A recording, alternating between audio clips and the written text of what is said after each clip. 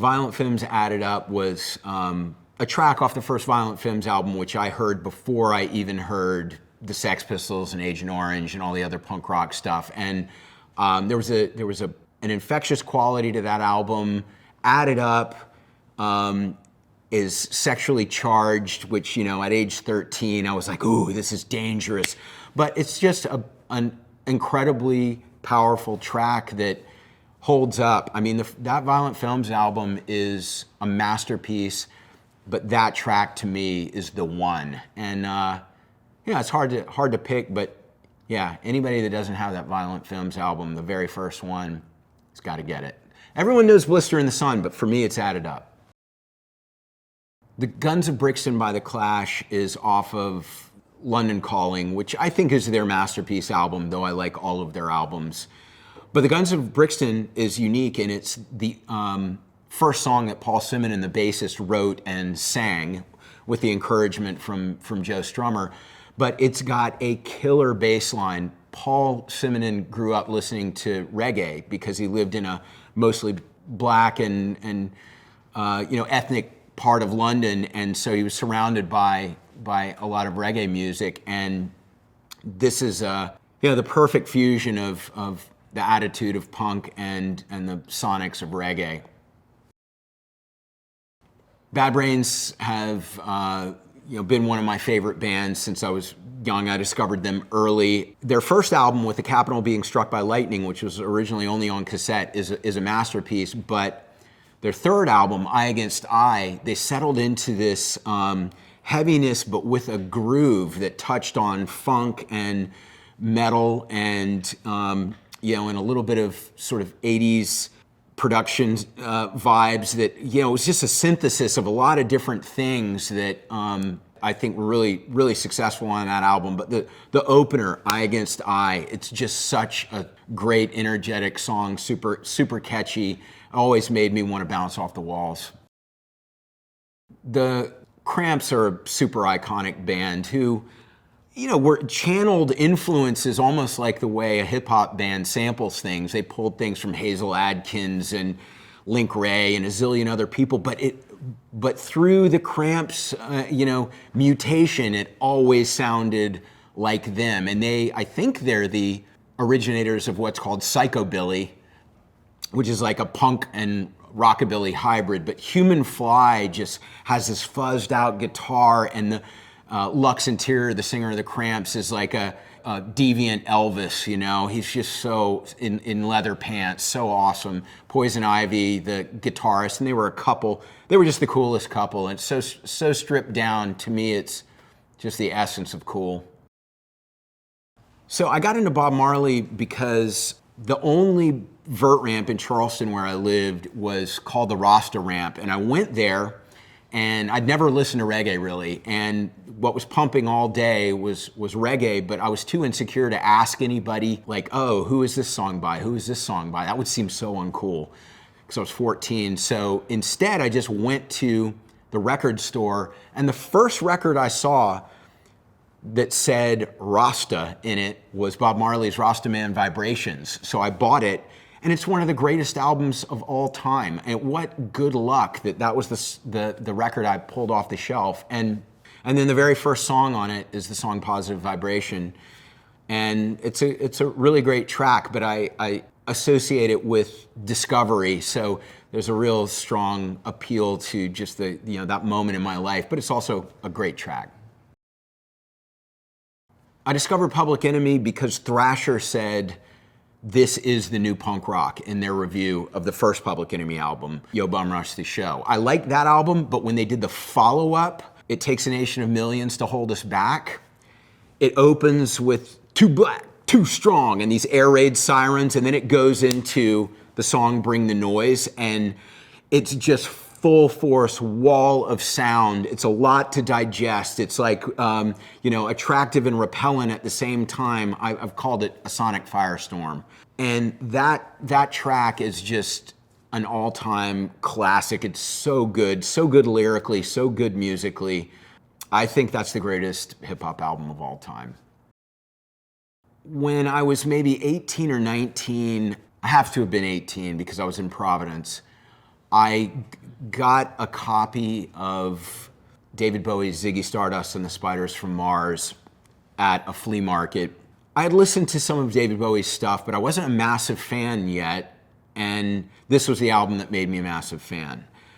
There's a lot of great songs on that album. It's a concept album, but MOONAGE Daydream, to me, is the one that has all these ingredients in it that on paper wouldn't work well to me. It's got like strings and saxophone, and it's rocking in sections, and it's a little more like hippie ethereal in sections. But to me now, when I look at it, I'm like, this is the best, the best amalgamation of Bowie's, you know, artsiness, and it just really comes together in a fearless way. He took all these ingredients and, you know, put them together, and it's perfect. And yeah, I mean, it makes me happy every time I listen to that song. When I was in high school and all I listened to was punk rock, there was a you know, Sharks versus Jets, punks versus metalheads thing going on, but there were a couple of bands that you were allowed to listen to as a punk. And you know, one was Motorhead, one was Metallica, and the other one was Black Sabbath. And the song Paranoid by Black Sabbath was what drew me in, because it's a faster song and it was great to skate to. But then when I discovered the second or the third Black Sabbath album, Master of Reality, and there's the song Children of the Grave. It's a really, really great song. It's got kind of a mosh part in it, which I think is maybe the first where it goes from faster to halftime, which every mid-'80s hardcore band lifted that formula. But it's really, really great lyrically. It's talking about the threat of nuclear war, and, you know, to survive you must be brave, or you children of today will be children of the grave, you know, embracing love. And I'm paraphrasing, but it's really strong lyrically. And for a band that a lot of people looked at as not, you know, as bombastic and not sophisticated, I think they deserve a closer look. I think they were actually pretty smart guys, still are. I didn't listen to Radiohead until OK Computer came out. You know, a lot of people were fans of the first two records, and I went back to those records, but I had a friend who said, you got to check out this album, OK Computer. I guess it was '97 when it came out, and I immediately fell in love with the whole album. But to me, this song, Paranoid Android, is just, it's just an epic masterpiece. The whole album is good, but this song, it's got a guitar freak out. It's got a beautiful symphonic section. It's just a journey through the song. And I don't think that Radiohead's ever been better than on OK Computer, where they're deviating from the typical rock format, but there's still the underpinning of guitar, drums, bass, vocals, and yet it's very creative, very adventurous, but it's still really relatable. And yeah, I think that's the masterpiece of their whole career. Even though I'd been listening to punk rock and post-punk for years, somehow I missed Gang of Four until I was around 30 years old. And that just preceded when a whole slew of bands came out that were inspired by Gang of Four, like The Rapture and Franz Ferdinand. But the first Gang of Four album, Entertainment, to me is just incredible. It sort of sounds like nothing else from that time. It came out in '79, and yeah, it influenced a bunch of people like the Delta Five and I think the Slits. But yeah, it's very, very unique in that it's bass heavy, but with really angular, distorted guitar, and the lyrics are very philosophical. There was a lot of Marxist ideas, questioning of capitalism, questioning of consumer culture. The song Natural's not in it, which is questioning how you define natural. It's very conceptually brilliant.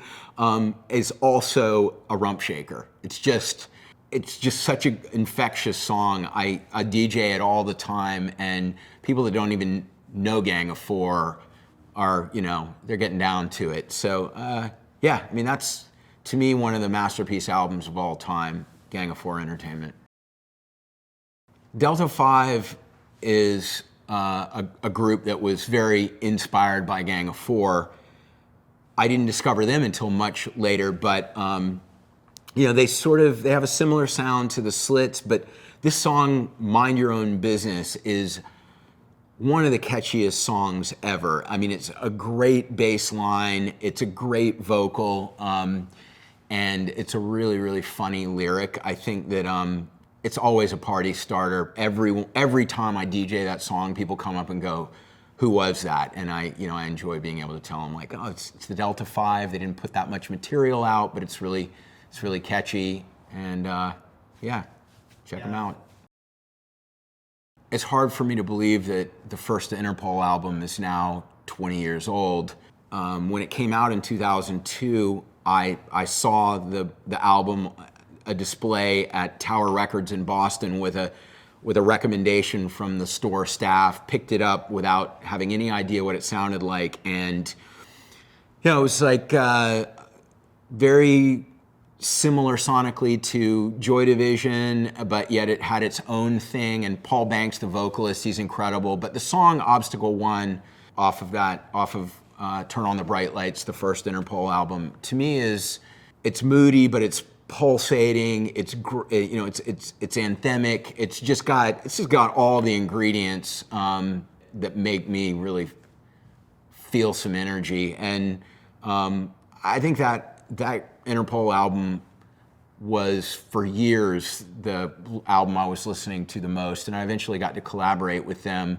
But that track was the one that really, like, you know, got its claws in me right away.